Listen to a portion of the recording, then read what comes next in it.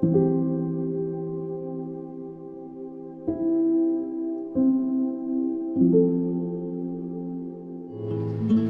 now, it's time for DJ Rocky's Secret Files.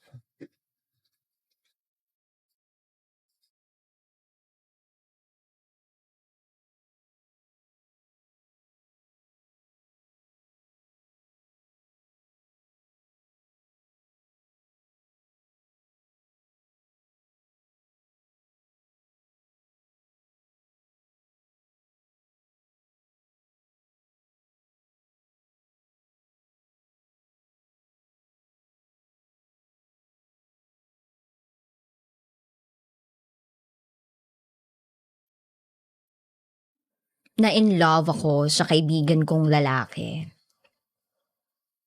na may girlfriend noon. Lalaki din ako. And this is my secret file. Ako si Raymond, 19 years old. Nakatira ako sa Sampaloc, Manila. 5'7" ang taas, maputi, at nag-aaral sa Arellano University. Third year college sa kursong nursing. Simula ng klase, nakita ko na naman ang crush ko na si Kenneth.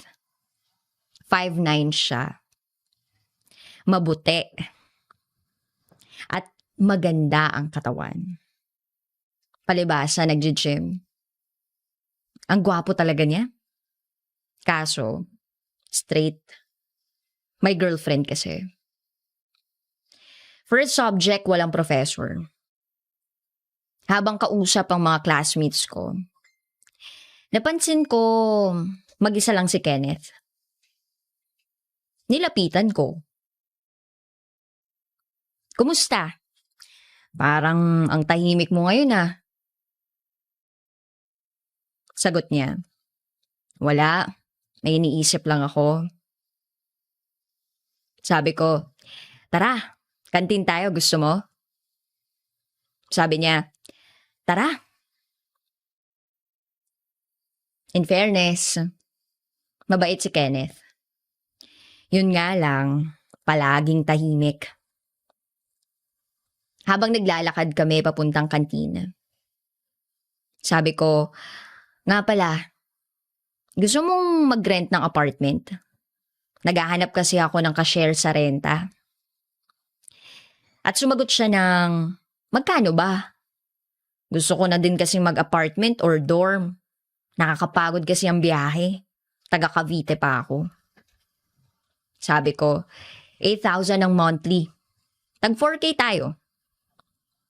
At sumagot naman siya ng, o sige, itatanong ko muna kung papayagan ako. Pagkatapos namin kumain nun, klase uli. Uwian na. Pagdating ko sa bahay, nagbihis na ako at humiga. Sa isip-isip ko, ay, sana naging bye na lang si Kenneth. Pero malabo. Varsity siya ng basketball sa school. Tapos 2 years na sila ng girlfriend niya. Kinabukasan pagpasok ko ng school, absent si Kenneth. Bakit kaya? Pagkatapos ng klase, nagpunta kami ng classmates ko sa mall. Pagpasok namin, ay, di ba si Kenneth yun tsaka yung girlfriend niya? Tanong ko kay Kay. Sumagot naman si Kay, oo nga no, kaya pala hindi pumasok, may date sila. Habang naglalakad kami paakyat sa second floor, bigla akong nawalan ng gana. Sabi ko, Kay, uwi na ako. Sumama yung pakiramdam ko. Sumagot lang sa akin si Kay ng, ganun ba? Kararating lang natin ah. Sige, ingat ka pag uwi. And then pag uwi ko sa bahay, tinext ko si Kenneth. Sabi ko, Tol, pinayagan ka na ba doon sa apartment na sabi ko sa'yo? ilang oras na hindi pa rin siya nagre-reply. Hanggang sa ayun, nakatulog ako. Sumunod na araw, after class, nakita ko si Kenneth kasama yung ibang varsity players. Bigla niya akong tinawag. Raymond! Lumapit ako. Yung apartment nga pala, pinayagan ako. Kailan tayo lilipat? Sabi niya. Sumagot ako, next week Tuesday para walang pasok. Sumagot naman siya ng, sige, pasensya na pala kung hindi ako nakapag-reply sa text mo Wala akong load eh. Sabi ko, okay lang yun. At sabi niya, o sige, may practice pa kami. Tumango na lang ako, sabay ngiti. Tuesday na. Magkikita na kami ni Kenneth para lumipat sa apartment na tutuluyan namin. Magkikita kami sa fast food, yung may bubuyog, sa tapat ng LRT Legarda Station. Sabi ko, ay, dami mong dala. Tara na, para makapag-ayos pa tayo. Habang naglalakad kami ni Kenneth papuntang apartment, sabi ko bigla, 2 yung kwarto sa second floor. Tapos CR, sala at kusina sa baba. Tumango lang si Kenneth dun sa sinabi ko. Pagdating namin sa apartment, kanya-kanya kaming ayos ng gamit. Gabi na kami natapos mag-ayos ng sari-sariling kwarto. Hanggang sa inalok ko siya ng mag-dinner muna kami sa labas kasi nagugutom na ako. Sumagot siya ng, ligo muna ako. Pinagpawisan ako, kabubuhat ng mga gamit. Sabi ko, sige ako rin. Pagkatapos mo ako naman para pagkatapos mag-dinner tulog na lang. At ayun na nga, nagsimulang maligo si Kenneth. Habang ako naghahanda na rin para maligo. Habang bumababa ako ng hagdan, siya namang akyat ni Kenneth galing sa CR kasi tapos na siyang maligo. At parang hihimatayin ako sa nakita ko. Totoo ba to? Yung crush ko, nakatapis lang. Kitang-kita yung maputi at macho niyang katawan. May 6-pack na abs pa. Machong braso at balikat. Maskuladong dibdib.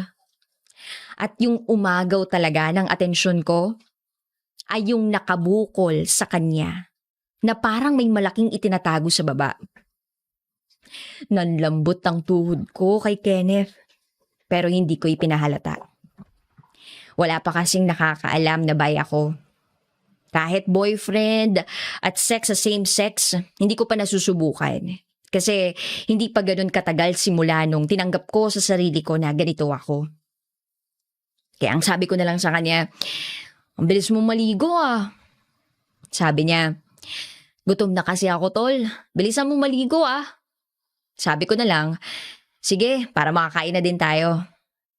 Binilasan kong maligo at magbihis. Lumabas kami ni Kenneth para makahanap ng makakainan. At para akong may kasamang patay.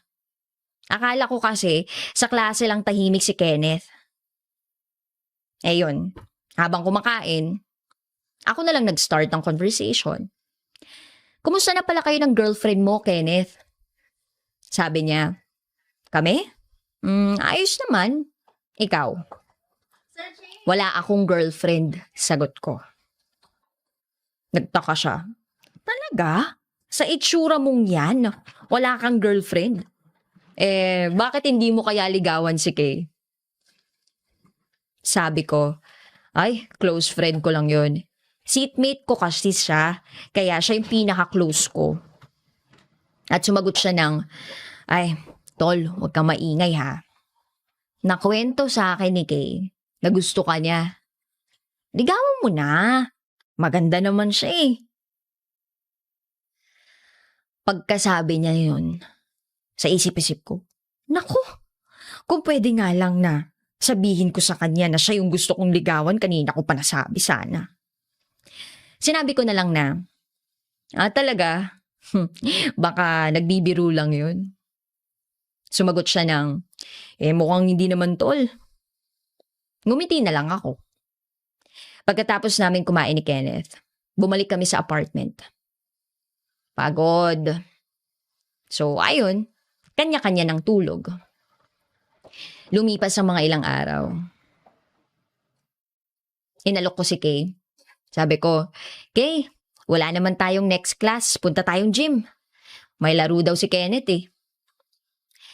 Pagpasok namin gym, patapos na yung game. Ay, nanalo si na Kenneth. Hanggang sa biglang may tumawag sa akin. Hoy Raymond, pauwi ka na ba? Sabay na tayo. Si Kenneth. Sama ka, Kay. Inuman tayo sa apartment namin ni Raymond. Sumagot si Kay na, hindi ako pwede. Kayo na lang, may gagawin pa ako. Sumagot naman si Kenneth ng, ganun ba? Sige, ikaw ang bahala. So, ayun. Sabay-sabay kaming tatlo lumabas ng campus. Humiwalay na si Kay. Tapos, pauwi na kami ni Kenneth. Tol, daan muna tayo ng 7-Eleven ha. Bibili ako ng beer. Sabi ni Kenneth. Nagtaka ako sa kanya. At nasabi ko na lang na, seryoso ka talaga? Sagot naman niya, oo tol, saka wala kaming pasok bukas. Sumang-ayon na lang ako. 10 cans ng beer ang binili ni Kenneth. Tapos sabi ko sa kanya, ay grabe ka tol, patayan ba to? Sabay ngiti. Sagot niya, kaya yan. Mahina ka bang uminom? Bago umuwi, bumili muna kami ng pwedeng gawing pulutan. So, ayun, pag uwi namin sa bahay, sinimulan na namin mag-inom sa sala. 1-on-1. Sabi ni Kenneth, ang bumagsak talo ah. Sabi ko, ay, parang napakasaya mo ngayon ah. Sagot naman niya, nanalo kami sa basketball eh. Sabay ngiti. Hanggang sa, napasarap yung kwentuhan namin. Tig-tatlo kaming beer. Tinanong niya ako, kaya mo pa ba? Sinagot ko siya ng, lasing ka na yata eh. At sumagot siya ng, hindi pa ako lasing tol. Okay, huling tig-isang can. Biglang, pag-raise niya nung can, bigla siyang nasuka. Sabi ko, okay ka lang ba? Hindi mo pala kayang uminom ng marami. Pahinga na nga tayo. Atid na kita sa kwarto mo. So, ayun. Parehas kaming gegewang-gewang paakyat ng kwarto. Sabi ko, magpalit ka na ng damit mo. Puro suka. Liligpitin ko lang yung pinag-inuman natin sa baba. Pagkatapos kong mailigpit, tiningnan ko muna si Kenneth sa kwarto niya bago matulog. Aba, nakatulog na siya nang hindi man lang nagpapalit ng damit. Punong-puno ng suka yung damit niya. Naawa ako sa kanya. Kaya naisipan ko, palitan ko yung suot niya. Kumuha ako ng shorts at t-shirt pamalit sa suot niya. Dahan-dahan kong tinanggal ang damit niya. At nakita ko na naman ang maputi at maskulado niyang katawan. Alam mo yung parang model ng underwear yung katawan niya. Sumunod, dahan-dahan kong tinanggal ang suot niyang pantalon. Napalunok ako, pinagpawisan at kinakabahan. Kitang-kita ko yung buong katawan ni Kenneth. Underwear na lang niya yung natitira. At talagang napapalunok ako kasi mukhang malaki talaga yung tinatago niya. Parang minamagnet yung kamay ko papunta doon sa nakabukol na yun. Pero pinigilan ko yung sarili ko. Sa sobrang pipigil ko, hindi ko na natiis. Hindi ko na nagawa. Lumapat ang kamay ko sa ibabaw ng underwear niya. Sa isip-isip ko, Pagkakataon ko na to. Ay, matitikman ko na yung crush ko. Inawakan ko siya. At habang binababa ko yung bagay na hindi naman dapat ginagawa at hinuhubad sa kanya, bumibilis ang takbo ng puso ko. Napaisip ako, napatanong sa sarili ko, tama ba tong gagawin ko? Pinigilan ko yung sarili ko. Umupo ako at huminga ng malalim. Tinitigan ko si Kenneth habang natutulog. Ang gwapo niya talaga. Mapula ang mga labi niya. Unti-unti akong lumapit sa mukha niya. Dahan-dahan. Palapit ng papalapit. Hanggang sa maglapat na ang mukha naming dalawa. Pumikit ako at dahan-dahan kong inilapit ang labi ko sa labi niya. Konti na lang magdidikit ng mga to. Hanggang sa iyon na nga, naglapat ang aming mga labi. Ang lambot ng labi niya. Hindi ko na napigilan ang sarili ko. Hinalikan ko siya. Sinamantala ko ang pagkalasing niya. At habang hinahalikan ko siya, naramdaman kong biglang gumalaw ang labi ni Kenneth. Ay, napadilat ang mata ko sa kakaba. Pero tuloy pa rin ako sa paghalik sa kanya. At bigla ko nalang naramdaman na unti-unti siyang sumasagot sa halik sa labi niya. Mas lalong bumilis ang tibok ng puso ko, pero unti-unti kong inilayo ang labi ko. At habang lumalayo ako sa paghalik sa kanya, para bang may dahan-dahang umahawak sa braso ko paakyat sa aking batok. Ay, ang kamay niya. Bumibigat ito na parang gustong ilapit ang mukha ko sa kanya, dahan-dahan. At muli, naglapat ang aming mga labi. Hinahalikan na niya ako. Kaya gumanti na ako ng halik. Hanggang sa niyakap ko na siya ng mahigpit habang hinahalikan. Pababa ng pababa. At habang nangyayari yun, ay dahan-dahan niyang tinanggal ang damit ko. At doon na naglapat ang katawan naming dalawa. At yun na nga, may nangyari sa amin. Siya ang una ko na lalaki. Pagkatapos ng nangyari, tahimik kami parehas. Nagbihis na ako, bumaba ako sandali para umihi. Pagbalik ko sa kwarto ni Kenneth, nakatulog na siya nang hindi man lang nagbibihis. Ako na ang nagbihis sa kanya. Dahan-dahan lang, kasi baka magising. Pagkatapos ko siyang bihisan, pumunta na ako agad sa kwarto ko. Pagkahiga ako, nakatulog ako agad. Kinabukasan pagising ko, naisip ko agad yung nangyari. Ay, shit! Ano ba tong ginawa ko? Hindi ako makalabas ng kwarto. Hindi ko alam kung paano ko haharapin si Kenneth. Ilang minuto lang ang nakalipas. Ayun na, lumabas na ako ng kwarto. Nakakandado ang kwarto ni Kenneth. Tahimik ang bahay. Ay, ito na nga ba yung sinasabi ko eh. Buong araw kong hindi nakita si Kenneth. Umalis siya habang tulog ako. Kinabukasan pagpasok ko sa eskwela, first subject wala si Kenneth. Hanggang sa matapos ang klase ngayong araw, walang Kenneth na nagpakita. Umuwi ako sa apartment ng Matamlay. Pagdating ko sa apartment, diretso ako agad sa kwarto. Napahinga ako ng malalim. Ay, nag-iisip-isip at may halong pagsisisi. Sana hindi ko na lang ginawa yun. Nakatulog na lang ako sa kakaisip sa nangyari. Hindi na nga ako nakakain ng dinner. Kinabukasan, may klase uli. Pagpasok ko ng room, late ako ng 15 minutes. Andun si Kenneth. Pero hindi ako makatingin ng diretsyo sa kanya. After class, lumapit si Kenneth. Hmm, Raymond, pasensya na pala kung umalis ako last day nang hindi nagpapaalam sa'yo. Tumawag kasi si mama, pinapauwi ako. Sabi ko, okay lang yun.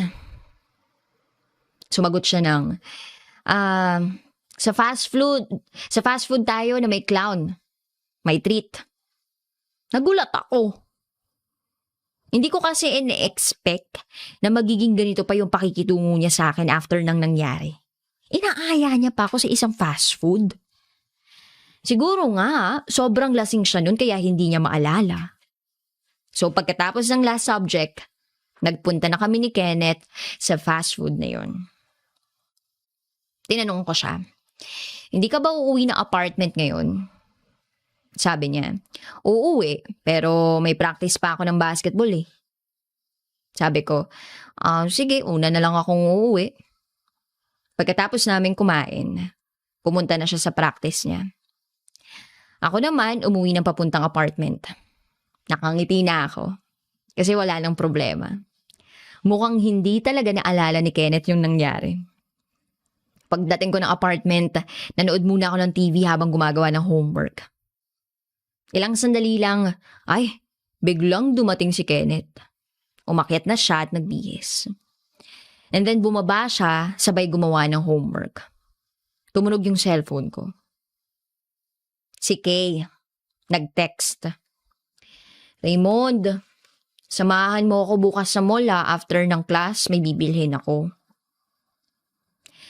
At habang nagtatype ako ng message, nagtanong bigla si Kenneth. Raymond, yung about nga pala sa nangyari sa atin nung isang gabi. Sabi ko, bakit? Ano bang nangyari last night? Kabado kong sagot kay Kenneth. Sabi niya, yung sa kwarto ko, bakit mo ginawa yun? Sabi ko, yung ano? Sumagot na lang siya ng, alam mo na yon, huwag ka na magmaang-maangan. Kotongan kita dyan eh. Sabi ko, natahimik ako bigla. Pinagpawisan at napahinga ng malalim. Yung tingin ni Kenneth, parang may halong pang-aasar. Yun ba? Lasing ako nun eh. Sabay ngiti. Sabi niya, talaga lang ha? Sabay ngiti na may halong pang-aasar sa akin. Sabi ko, bakit ka ganyan makangiti? Parang nangaasar ka. Tusukin kita ng ballpen, gusto mo? Sagot niya, ba't ka napipikon? Tumawa na lang siya. Kuha lang ako ng tubig Habang naglalakad papuntang kitchen, bahagyang nagparinig si Kenneth. Hindi mo alam kunwari ka pa. Naglukot ako ng papel, tsaka ako ibinato kay Kenneth.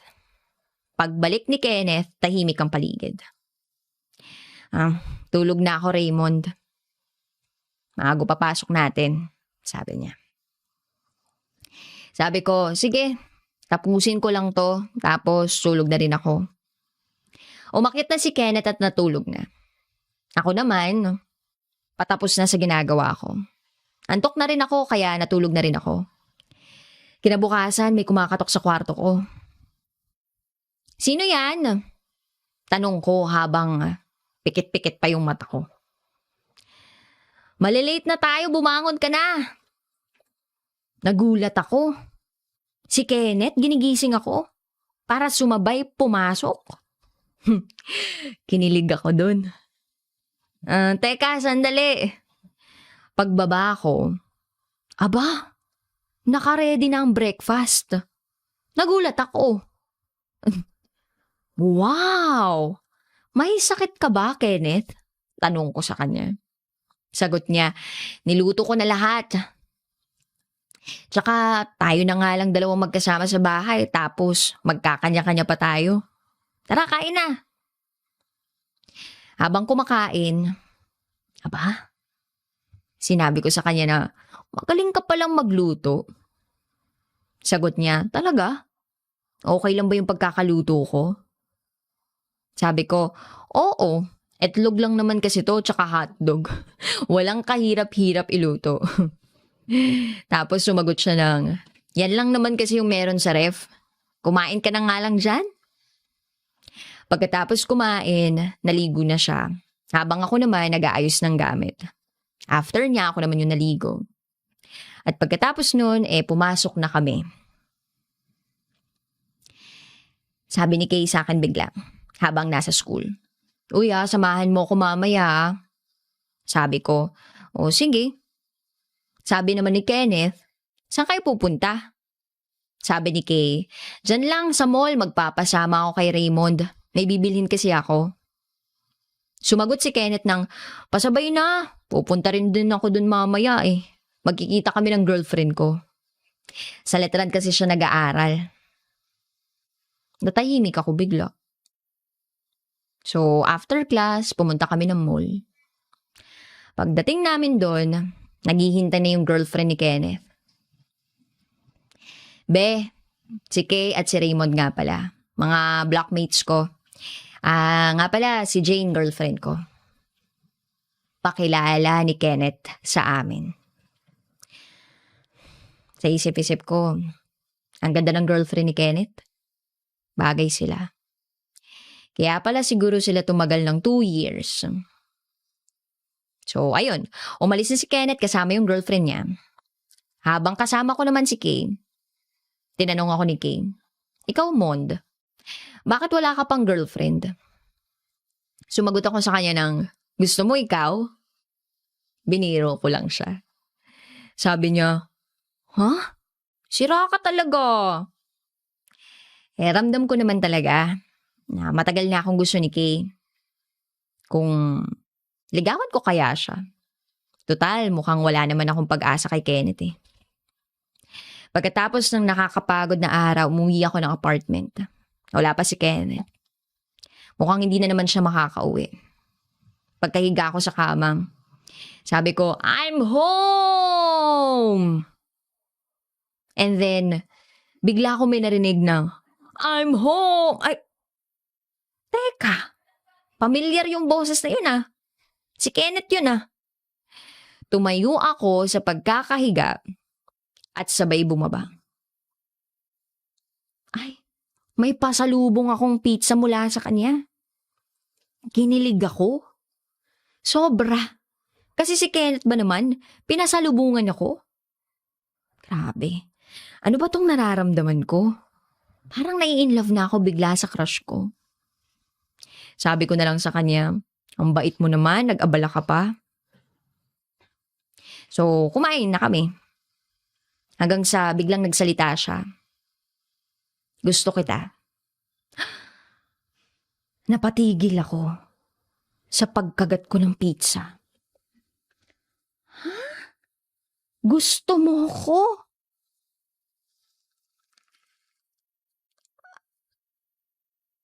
Sabi ko, gusto kita.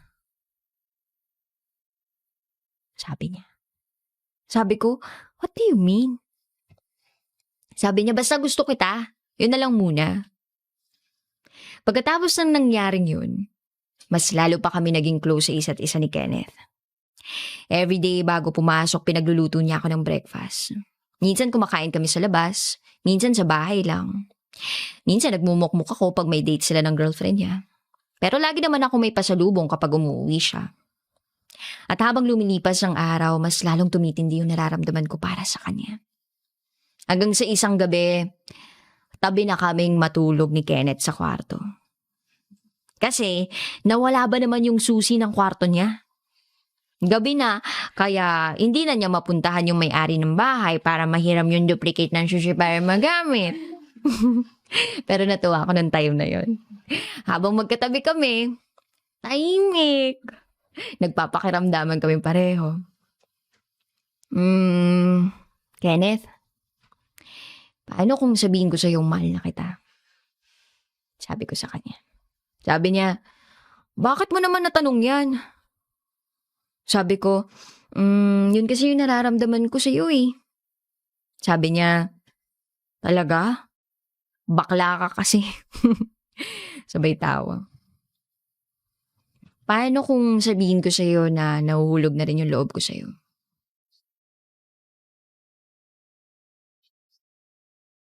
Teka, paano ka ba nagsimulang ma-inlove sa akin? Biglang tanong ni Kenneth. Sabi ko, first year pa lang tayo nun. Unang kita ko pa lang sa'yo, crush na kita. Ewan ko ba? Dati pa lang kasi nagkakagusto na rin ako sa lalaki pero hindi ko na lang pinapansin. Tapos lately, nagiging sweet and caring ka pa sa akin kaya na-fall ako sa kayo. Sabi niya, tagasan ka ba talaga? Dyan lang sa Vicente Cruz.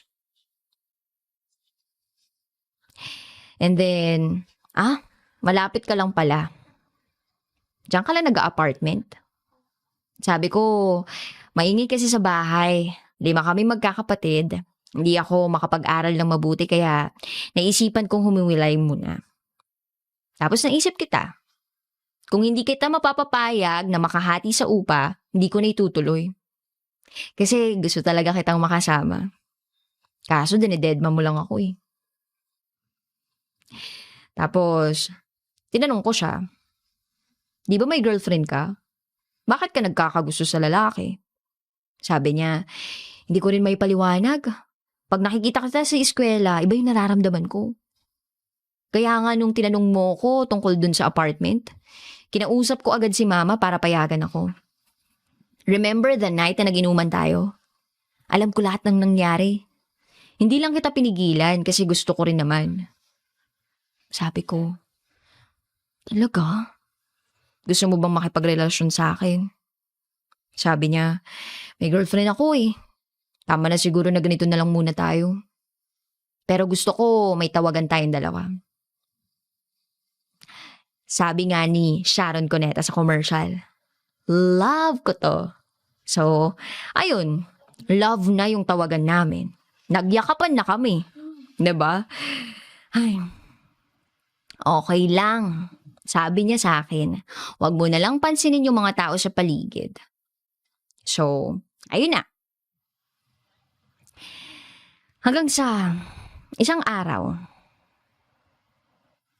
dali-daling lumabas si Kenneth ng pintuan at tuluyang umalis. Hindi ko alam kung anong nangyayari. Pero alam ko, maayos din kung ano man yun. Para bang may problema siya? Para bang meron siyang mabigat na problemang kinakaharap? Lumipas ang 1 araw, 2, 3, hanggang 1 linggo. Wala pa ring text si Kenneth. Hanggang sa 1 araw may kumakatok sa pinto. Dali-dali kong binuksan yung pinto. Pero hindi si Kenneth yung nakita ko. Sino po sila? Dito ba yung apartment na tinutuluyan ni Kenneth? Sabi ko, opo, dito nga po. Sabi niya, ikaw ba si Raymond? Opo, ako nga po. Pwede ba kitang makausap? Sabi niya. Sabi ko, pasok po kayo. Nagpakilala siya. Siya ang nanay ni Kenneth. Hiningi niya daw yung address sa kanya para personal akong madalaw. So nag-alala ako. Sabi ko, may nangyari po ba sa kanya? Hindi na po kasi siya nagte-text simula nung umuwi siya sa inyo. Sabi niya, he's okay. Pumunta lang ako dito para makausap ka. Sabi ko, bakit po? Sumagot siya ng, nag-iisa kong anak si Kenneth. At ako ang may hawak ng cellphone niya, kaya ako rin ang nakakabasa ng mga text mo. Kung ano man ang namamagitan sa inyong dalawa, sana tapusin mo niya. Alam mo naman siguro na may girlfriend siya, hindi ba? Nagulat ako sa sinabi ng nanay ni Kenneth. Alam natin na mali ang relasyon ninyong dalawa. Kaisa-isa kong anak yun. Ayokong mabaliwala lang ang pinaghirapan ko at gusto kong magkaapo siya. At isa pa, mga bata pa kayo. Hindi niyo pa alam yung ginagawa ninyo. Sabi ko, wala pong namamagitan sa amin ni Kenneth. Magkaibigan lang po kami. Sumagot ang nanay niya nang, wag mo nang ikaila. Inamin na rin sa akin ni Kenneth ang tungkol sa inyo. Kaya ako pala siya pinauwi noon kasi sumugod ang nanay ng girlfriend niya sa amin. 3 buwan ng buntes si Jane. Magiging tatay na si Kenneth.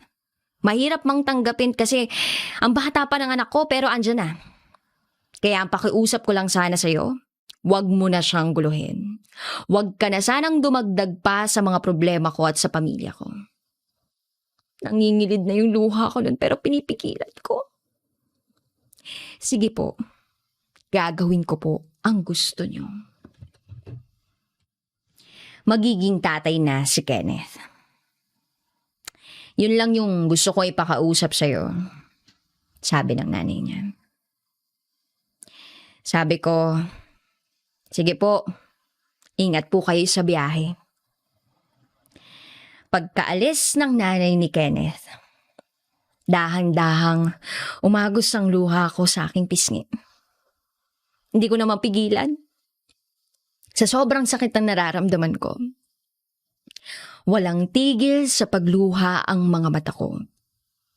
Hagulgul ako sa pag-iyak. Bakit ganito yung nangyari sa amin ni Kenneth? Bakit? Parang kailan lang ang saya-saya naming dalawa. Nagkukwentuhan, nag-aasaran. Pinagluluto niya ako ng breakfast sa umaga. Pagising ko, siya yung una nagpapangiti sa akin. Pero bakit ganito? Natapos ang araw nang wala akong ginawa kundi umiyak ng umiyak. Namumugto ang aking mga mata. Nawalan ako ng gana sa pag-aaral hanggang sa nabalitaan ko na lang. Na-drop na si Kenneth. Siguro nga dapat kalimutan ko na siya. Magiging ama na siya. Normal na buhay, hindi tulad sa akin. Pag kami nagkatuluyan, masakit, mahirap. Mahirap tanggapin. Pero kailangan kong ipagpatuloy. Lumipas ang halos 2 buwan. Hindi ko pa rin ganun katanggap ang nalaman ko. Umiiyak pa rin ako gabi-gabi. Lalo na pag nakikita ko yung fast food na may clown. Love ko to eh. Bumabalik ang mga alaala nung magkasama pa kami ni Kenneth. Hanggang sa isang gabi, naglalakad ako pa uwi. May humarang sa aking 3 lalaki. Akin na cellphone mo, pati bag, wallet mo kung ayaw mong masaktan. Wala na akong ibang naisip kundi tumakbo ako. Tumakbo ako pero naabutan nila ako. Pinagbubugbog nila akong... Hoy, itigil nyo yan! Biglang may sumigaw sa hindi kalayuan. Tumatakbo ito papalapit. 5'9" ang taas, maputi at matipuno ang pangangatawan. Pinagsasapak niya yung 3 lalaki na bumugbog sa akin. Nagsitakbuhan yung 3 lalaki. Pagkatapos niyang suntukin ito. Ayos ka lang ba? Wala bang nakuha sa'yo? Teka, ang boses na yun, parang narinig ko na dati. Medyo hilo-hilo ako kaya hindi ko namukaan. At nang mahimasmasan ako, Kenneth? Totoo ba itong nakikita ko? Kenneth? Tinanong niya ako bigla. Wala bang nakuha sa'yo? Okay ka lang ba, love? At doon na. Unti-unting pumatak ang luha ko habang kinakausap ako ni Kenneth. Ang tagal kitang hinintay. Hindi mo lang alam kung anong nangyari sa buhay ko simula nung iniwan mo ko. Gabi-gabi umiyak ako. Niyakap ko siya ng mahigpit. Miss na kita. Tumayo ka na dyan, para kang bata oh. Iyak ka ng iyak. Tara na, uwi na tayo. Kinarga ako ni Kenneth. Pauwi ng apartment. Pagdating sa bahay, tinanong ko siya, anong nangyari? Bakit ka bumalik dito? Sabi niya, kukunin sana kitang ninong sa anak ko. Sabi ko, ganun ba? Ilang minuto, nabalot ng katahimikan ng paligid. Hanggang sa bigla akong hinampas ni Kenneth sa balikat. Biro lang, ito naman. Sabi ko, biro lang, hindi magandang biro yun oh. Sabi niya, o sige, hindi na ako magpapaligoy-ligoy pa. Inamin sa akin ni Jane na hindi sa akin yung pinagbubuntis niya. May nakatalik siya habang kami. Ayaw siyang panagutan kaya naisip daw niya na sa akin ipaako yung responsibilidad. Hindi ako pumayag. Ayokong maging ama agad sa batang hindi naman sa akin ang galing. Kaya naghiwalay kami ni Jane. Ilang linggo din yung nakalipas. Ibinalita sa akin ni Jane na papanagutan na siya nung lalaki. Kaya ito ako ngayon. Binabalikan ko na ang pinakamamahal ko. At napakaiyakin kong love. Sabi ko, ano na nanay mo? Pumunta siya dito para sabihan ako na iwasan ka na. Sabi niya, yun ba? Alam ko yun. Sinabi sa akin ni Mama, nag-away nga kami ni Mama dahil dun eh. Pero okay na. Natagalan lang yung pagbalik ko dito kasi hindi niya agad natanggap yung relasyon natin. Pero hindi rin nagtagal, pumayag na din siya. Yung pagluha-luha ko kanina, naiba na. Parang meron na akong tears of joy. Kaya sabi ko sa kanya, hindi mo alam kung gaano ako kasaya ngayon nandito ka na uli. Akala ko hindi na kita makakasama. And then sumagot siya ng, ngayon, handa na ako makipagrelasyon sa'yo. At ayun na. Nagalikan kaming dalawa na parang sabik sa isa't isa. Napuno na nag-aalab na romansa yung gabing yun. And then, pumasok kami sa isang madilim na kuweba. Oo, alam nyo na siguro yun. Hanggang sa isang araw,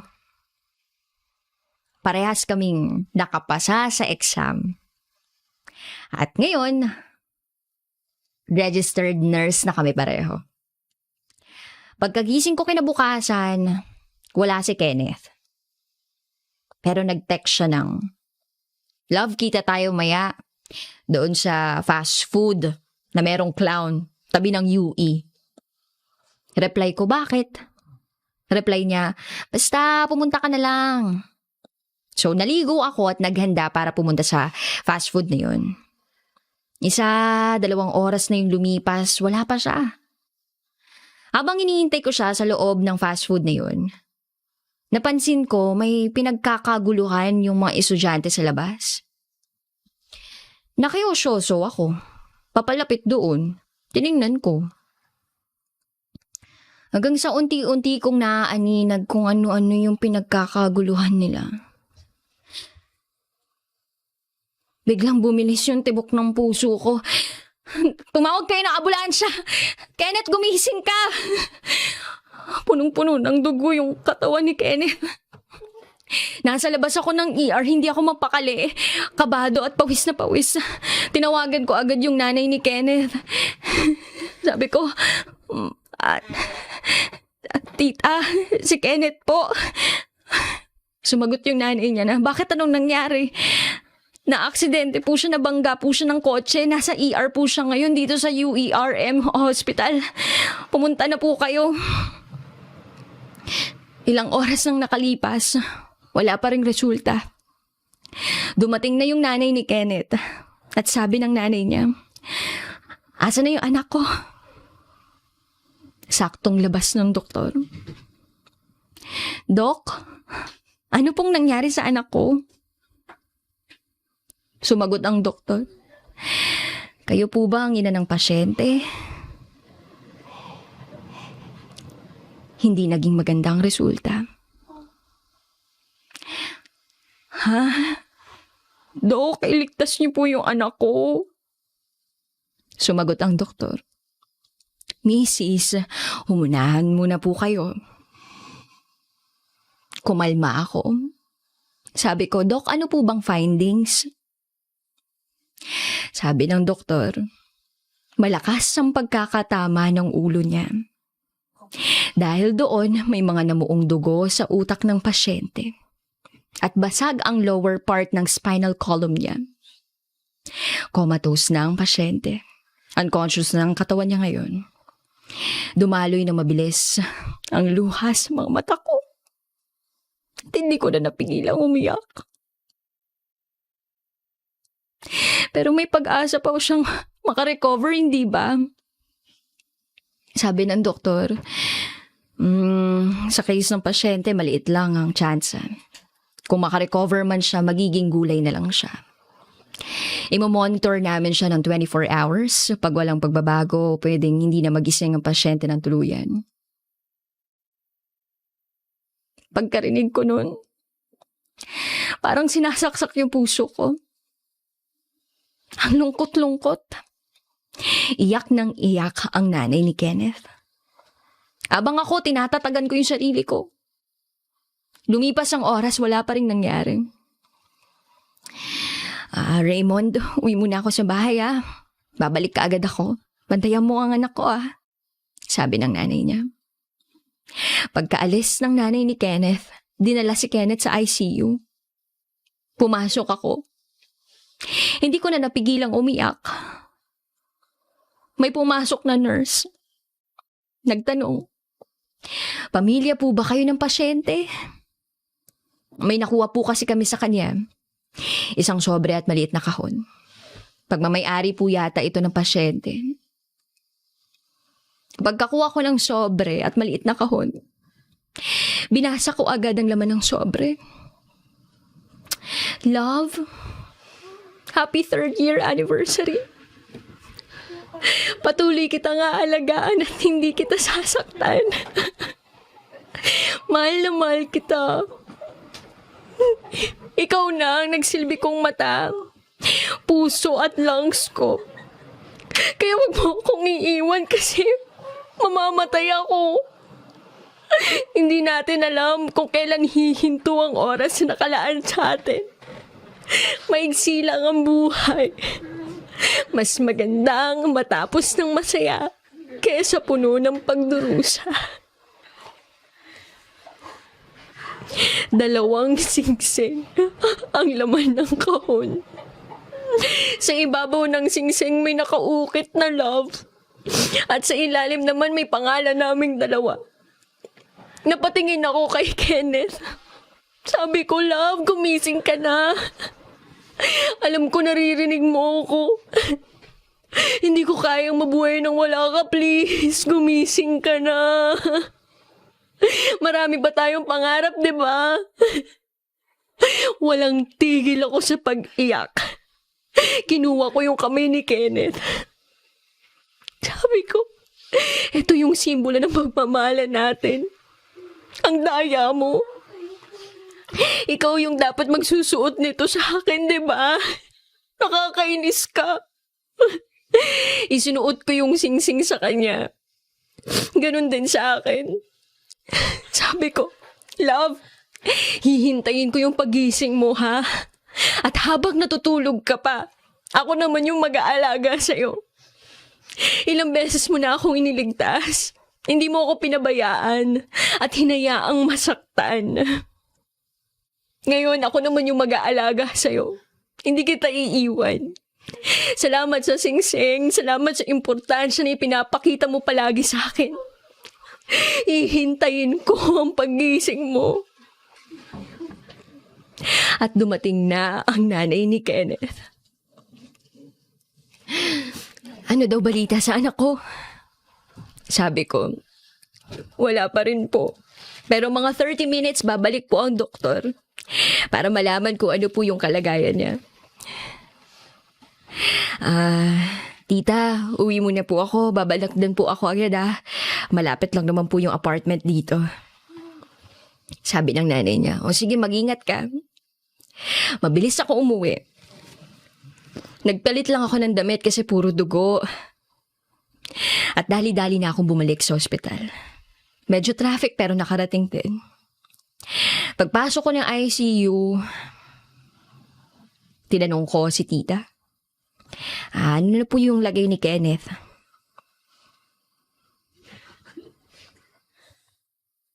Pagkita ko, nakatalukbong na ng puting kumot si Kenneth. Nabitawan ko yung mga dala ko sa mga nakita ko. At sumagot ang nanay ni Kenneth. Wala na ang anak ko. At wala kaming tigil sa pag-iyak. Hindi ko na alam kung kaya ko pang magpatuloy sa buhay ko ngayong wala na siya. Binurol siya at inilibing siya. At dumaan ng maraming taon at iniwan ko na ang apartment. Nagpatuloy ako. Tinatagan ko yung loob ko. Sigurado, ayaw ni Kenneth na nakikita akong ganito. Maraming taon na yung nagdaan, marami na nagbago. Pero sariwa pa rin sa akin lahat nung nangyari. 8 taon na yung nakalipas mula nang namatay ka. Ngayon, habang sinusulat ko to, kaharap ko ang lapida mo. Kumusta ka na? Pasensya ka na kung ngayon lang ako nagkaroon ng lakas ng loob dumalaw sa puntod mo. Marami nang nagbago eh. Hindi ko akalaing magkakaroon ako ng asawa at anak. Nga pala, 2 taon na kaming kasal ni Kay. Nagkaroon kami ng isang anak. At pinangalanan namin siyang Kenneth. Alam ni Kay yung tungkol sa atin. Tanggap naman niya ako. At hindi ko pa rin hinuhubad yung singsing na ibinigay mo.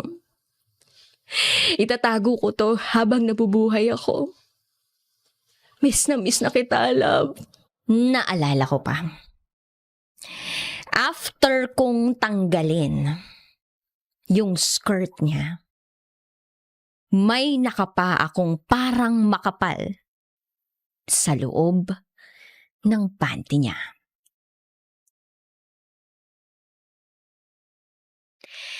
Itago niyo na lang ako sa pangalang Mark.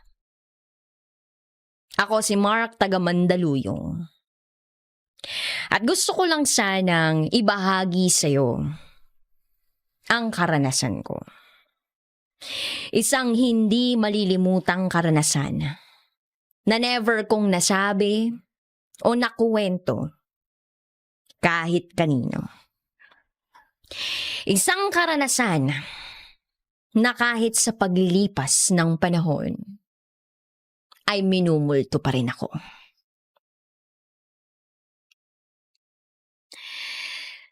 Nangyari ang lahat. 5 taon na ang nakakalipas. Aminado ako, hindi ako gwapo o artistahin. Kaya hirap akong magkaroon ng kasintahan. Hindi ako magaling dumiskarte o dalubhasa sa mga pick-up line. Hindi ko nga alam kung paano ginagawa ng ibang lalaki yun eh. Yung tipong kaya nilang hulihin yung kiliti ng babae nang walang kahirap-hirap. Hanggang sa isang araw, naka-encounter ako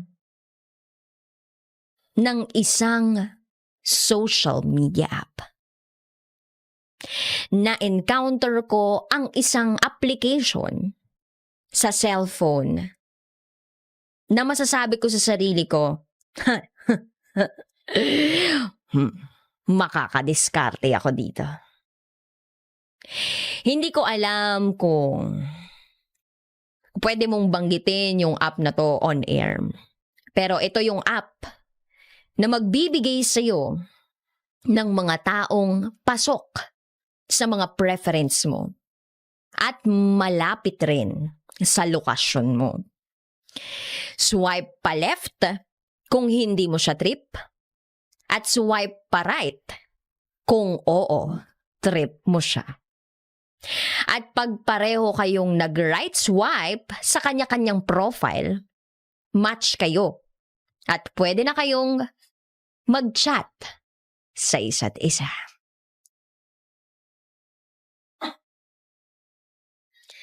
Para talagang okay na okay, in-exaggerate ko yung info ko. At ginamit kong profile picture ay si John Lloyd Cruz. And as expected, marami akong nakamatch. Yun nga lang, kapag na-add na nila ako sa Facebook para makita yung real pictures ko, marami ang nadidisappoint. Kasi syempre, yung expectation nila mala John Lloyd Cruz ang itsura. Mala John Lapus pala.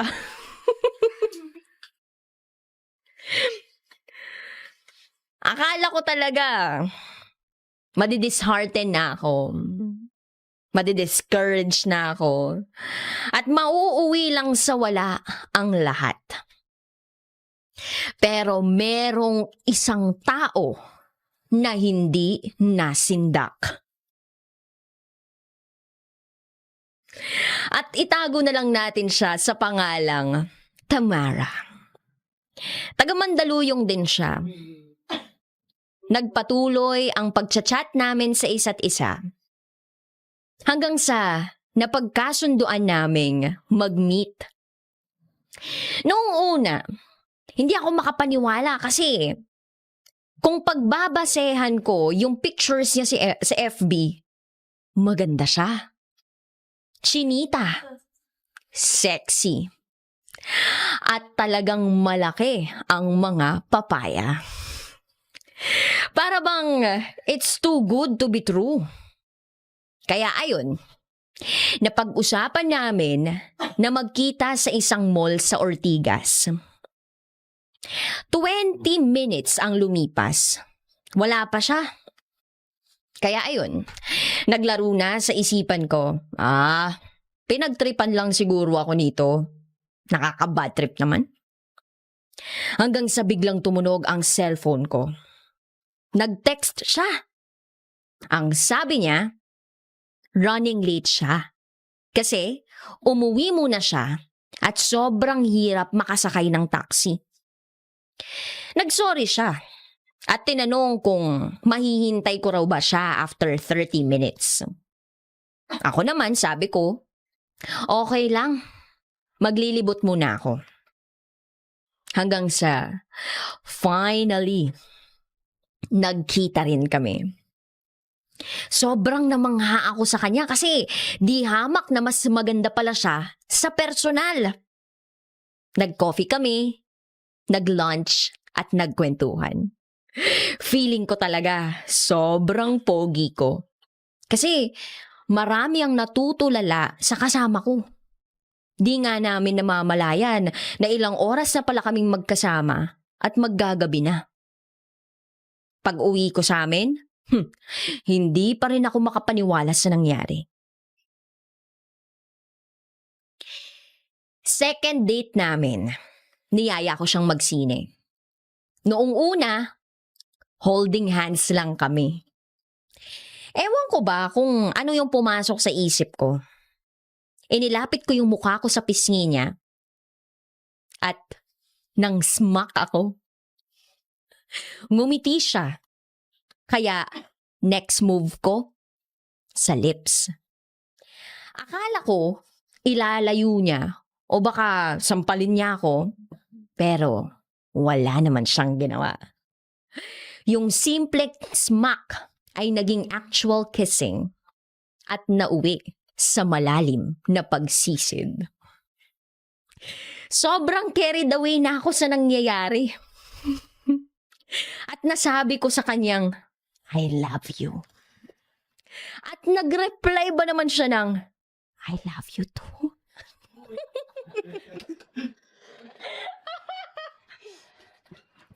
After nung palabas, nag-dinner kami. At dun ko na ginamit yung the usual na pagyayaya. Ang sabi ko sa kanya, baka gusto mong pumunta sa lugar kung saan may privacy. Tumanggi siya. At sabi niya, masyado daw akong mabilis. Kabago-bago lang daw namin. Sabi niya, mag-relax muna daw ako at hinay-hinay lang. Kaya ang sabi ko sa kanya, para hindi siya mag-freak out, joke lang naman to naman. Pagkatapos namin kumain, hinatid ko siya sa sakayan. Pag uwi ko, syempre, medyo disappointed ako. Pero at the same time, masaya rin. Kasi kahit papaano, naka-first base na ako. At naging shota ako pa. O diba? Ang gwapo ko.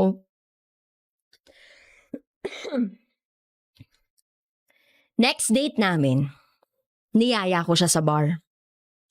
Noong una, akala ko hindi matutuloy kasi nag-out of town sila. Team building ng opisina nila. Siguro, kakakulit ko, napapayag ko pa rin siya. In fairness naman, no? Kahit haggard, ang ganda niya pa rin. Gawa na rin siguro ng pagod at alcohol. Kaya, ang bilis niyang antukin. Siyempre, bumanat na naman ako uli ng, gusto mo lumipat kung saan may privacy at makapagpahinga ka? Ayun, pumayag siya. Kaya nag-bill out kaagad ako at dali-daling sumakay ng taxi papuntang Pasig. Sa taxi pa lang, kung ano-anong makamundong gawain ang naglalaro sa isipan ko. Habang si Tamara naman, nakasandal sa braso ko at mahimbing na natutulog. Pagdating sa mot-mot, hiniritan ko yung room boy na mag 12 hours lang kami. Ayun na, hiniga ko siya sa kama, tinanggalan ng sapatos, at hinayaang matulog muna. Ako naman, diretso sa banyo, nag-shower, nagsipilyo, at ready nang lumaban si Manoy. Lumabas nang nakatapis lang. Pinagmasdan ko siya. Ang sarap pa rin ng tulog. Kaya inumpusehan ko na ang seremonyas. Hinalikan ko siya sa noo. Then sa lips. Pababa sa leeg. Inangat ko yung blouse niya. At bra niya. Nanlaki ang mga mata ko. Walang foam. Natural na natural ang kanya. Kaya doon muna ako nag-explore. Dora the Explorer. Pagkatapos, bumaba sa tummy area. Pababa ng pababa. Hanggang doon sa sweet spot. After kong tanggalin yung skirt niya, aba, para bang may nakakapa akong parang may makapal sa loob ng panty niya. Sabi ko, ano to? Ay, meron ba siya? At nakanapkin siya? Ay, sabi ko sa isip ko, naku, kung meron to, nakaka-bad trip naman to. Kaya nung binaba ko yung panty niya, nagulat ako. Bakit may nakapalupot na benda? Gusto ko sana siyang gisingin para alamin kung napapaano siya. Pero tulog na tulog pa rin siya. Ang ginawa ko, unti-unti kong tinanggal yung benda sa pagkakapalupot. At doon ko na nakita ang rason. Nakita ko ang kanyang junjun.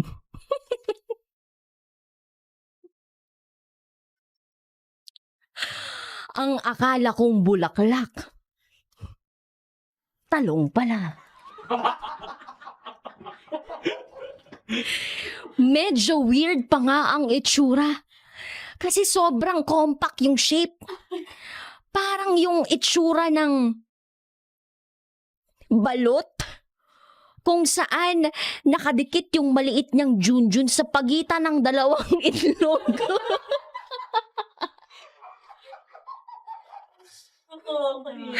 Dahil sa higpit ng pagkakabenda, sobrang nataranta ako. Dali-dali ako nagbihis at lumabas ng kwarto. Pero sinita ako ng room boy.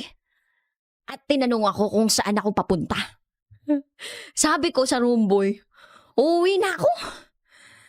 Tapos, sabi ko na lang, nahihimbing pa ng tulog yung kasama ko. At bigla ba naman akong sinabihan ng room boy, ay sir, hindi pwede. So, ang ginawa, balik tayo sa kwarto kasi gusto lang daw nilang makasiguro na nasa maayos na kalagayan yung kasama ko. Para rin daw malaman kung sino ba sa amin yung magbabayad. Dahil ayokong bumalik ng kwarto at ayaw ko ring malaman nung room boy ang nangyari, sabi ko, ganito na lang. Babayaran ko yung 6 hours. Pag makatulog yung kasama ko, okay na yun, diba? Para makatulog naman siya, basta tawagan nyo na lang siya kung mag-e-extend pa siya. Pumayag naman yung room boy. Kaya pagkatapos kong magbayad, tumakbo na akong papalayo. Sa taxi, hindi ko maintindihan yung napakaramdam ko. Parang yung bad trip ako na natatakot at nandidiri. Pag uwi ko, naligo ako, nagsipilyo ng 4 na beses. At nung hindi pa ako nakontento, kumuha ko ng baretang sabong panlaba at kiniskis ko sa ngipin ng dila ko. Tinapon ko yung SIM card ko, nag-deactivate ako ng Facebook account ko, hindi ko na rin ginamit yung app. Kahit kailan. Hindi ako nakatulog hanggang mag-umaga na. At dahil sobrang na-trauma ako sa nangyari, kumuha ako ng bagong SIM card at nagpalit ng number. Nag-open na rin ako ng bagong Facebook account. Hindi na rin ako pumupunta sa mall kung saan kami nagkita o kahit saang lugar kung saan kami nag-date. At mas lalo na doon sa mot-mot kung saan ko siya iniwan. At kahit ilang taon nang nakakalipas at kahit pilit kong binubura sa aking isipan ang nangyari, hinding-hindi ko makakalimutan ang pangyayari tungkol sa isang app at sa isang chiksilog. Maraming salamat po. May girlfriend ako. Pero kumabit ako sa kapwa ko lalaki.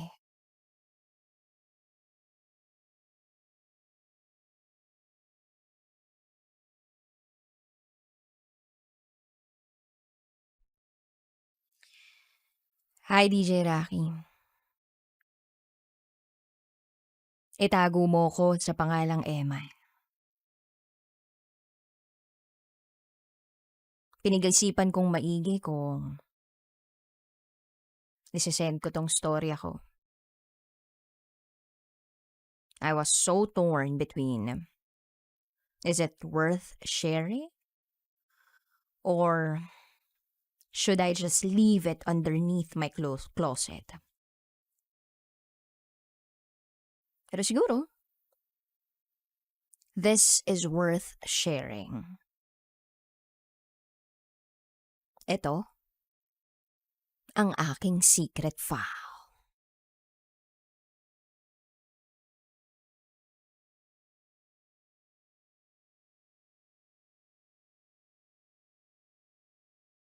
Di ko makakalimutan yun. Wednesday, buwan ng Hunyo, nang mag-usap kami ng girlfriend ko tungkol sa bagong portal na inimplement sa kumpanya nila. Rant siya ng rant sa akin. Pakiramdam ko noon, parang masyadong masipag yung girlfriend ko sa kumpanyang yun. At para bang hindi napapakinggan yung saloobin niya. Binigyan pa sila ng quota.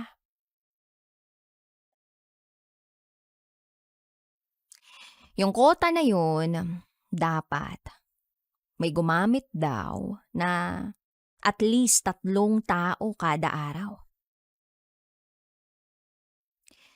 So, as a supportive boyfriend, I started messaging all my Facebook friends. And then meron din akong isang lalaking na-chat na nag-reply ng, "Baka scam 'to ha." So brief background lang kung bakit kami naging mag-friends sa FB. Actually, we both don't know each other. In-add ko lang siya sa FB. Then after 2 days, inaccept naman niya ako. So back to the story. Doon na nagsimula yung usapan namin na umabot ng hanggang 2:00 ng madaling araw. Ang mga pinag-uusapan namin tungkol sa pagkain, hobbies, and music.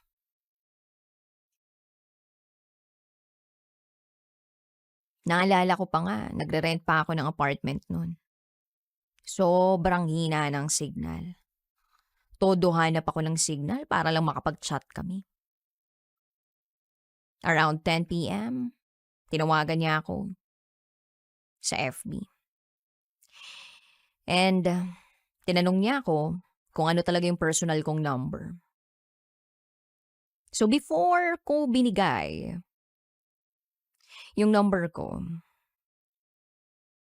I have to make sure na kilala niya yung taong kausap niya. So sabi ko sa kanya, "Kilala mo ba ako? Hindi ako yung babae sa profile picture ha. Girlfriend ko yun. Baka lang akala mo ako yung babae." And he replied, "Alam ko. From the day na inad mo ko, I wanna test you." Nagulat ako. Kasi na-feel pala niya na medyo trip ko siya. Yes, DJ Rocky. Naa-attract din naman ako sa same sex. But for almost 23 years of my existence, never pa akong nagkaroon ng relasyon with same sex. Dahil din siguro takot ako sa lipunan. Sa sasabihin ng mga magulang ko at sa kung ano ang magiging tingin sa akin ng ibang tao. So nalaman niya na may girlfriend ako. And to my surprise, meron din pala siyang partner. Pero same sex din. So ako, I wanna distance myself. Kasi alam kong may kanya-kanya kami.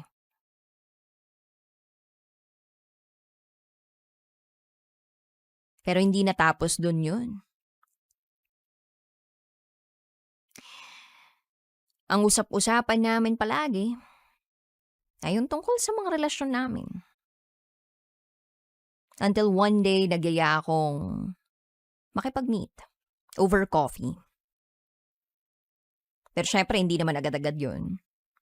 Kasi niready ko pa rin naman yung sarili ko kung talagang seryoso ba siya.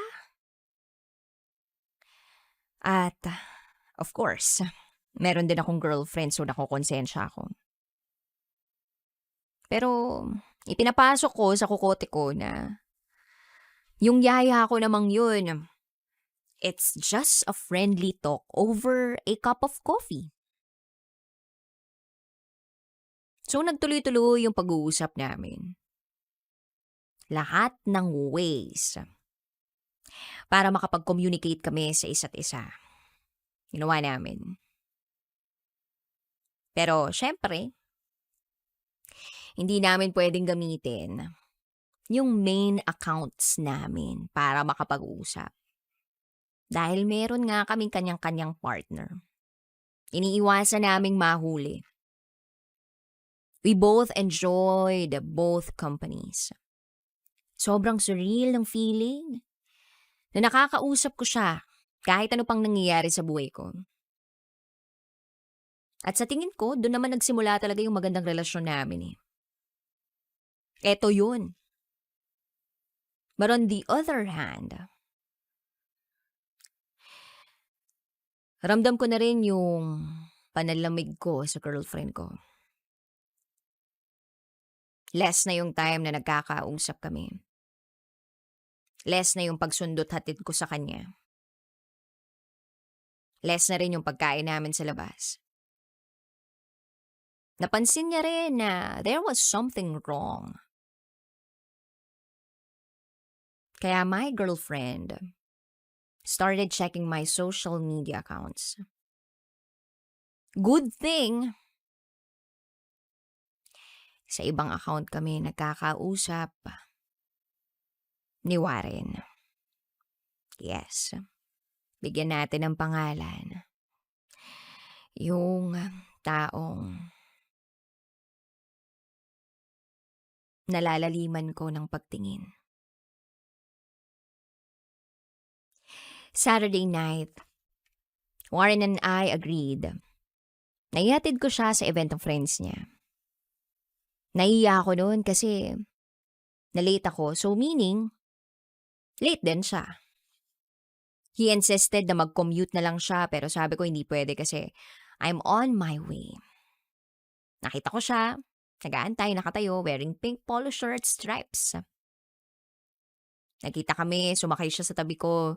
Nag-sorry ako kasi late siya dahil sa akin. Hanggang sa tinanggal niya na yung face mask niya. Shucks, DJ Rocky, ang gwapo niya talaga. Nafe-feel ko pa rin yung kilig hanggang ngayon. Dumating na nga kami sa location. He attempted to kiss me.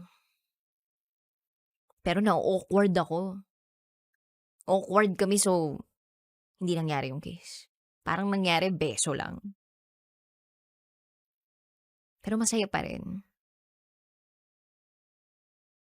That night, he went to Batangas with his friends. Pero simula nung hinatid ko siya, hindi na siya nag-reply.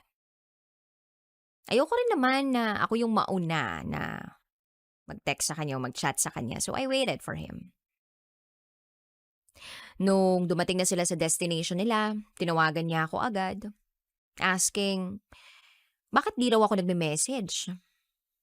Akala raw niya, pumunta ako at nag-sleep over kila Chelsea. Sabi ko hindi. Hinihintay ko lang yung message mo. Sunday afternoon, sinundo ko siya. And to my surprise, may pasalubong siya sa akin. Kilig na kilig ako. Never in my entire life na na-experience ko yung ganung bagay. Sa loob ng 9 na buwan, sobrang saya at in love kami sa isa't isa. Late night drives, dinners, coffee dates.